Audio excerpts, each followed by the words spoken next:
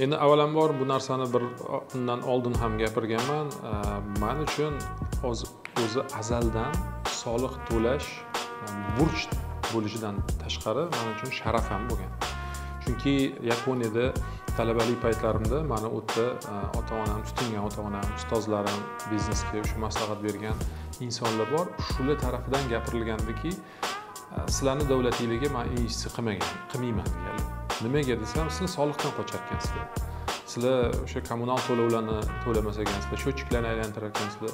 Lekin bilib qo'y, bu soliq to'lanmagan davlatda rivojlanish bo'lmaydi. Soliq to'lanmasa yo'l qurilmaydi, soliq to'lanmasa maktab qurilmaydi. Soliq to'lanmasa kerak bo'lsa o'sha harbiy o'sha chegaralarni himoya qilish va o'zini milliy xavfsizligi ham kerakli darajada ta'minlana olmaydi. Chunki byudjetda pul bo'lmagandan keyin bu davlat o'ta qaltis, o'ta bir ishonchsiz davlat bo'ladi. Men u yerga investitsiya qila olmayman degan gaplarni ko'p eshitganimda men juda ham ta'sirlanganman.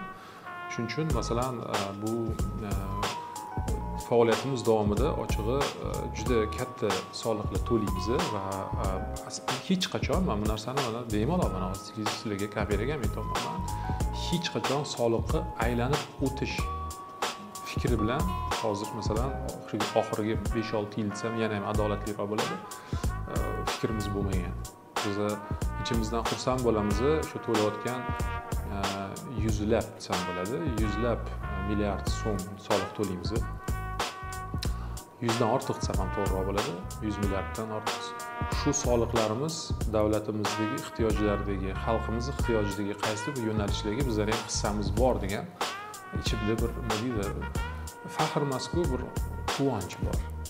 Ya'ni bu nafaqat biz o'zimizni, oilamizni tebratishimiz, o'sha korxonamizda ishlayotgan xodimlarning oilasidan tashqari yana nima deydi ruschasiga kosvенно deydi-ku, buni ta'sirida butun jamiyatimizga, iqtisodiyotimizga, davlatimizning moliyaviy barqarorligida ham hissamiz bor degan falsafa.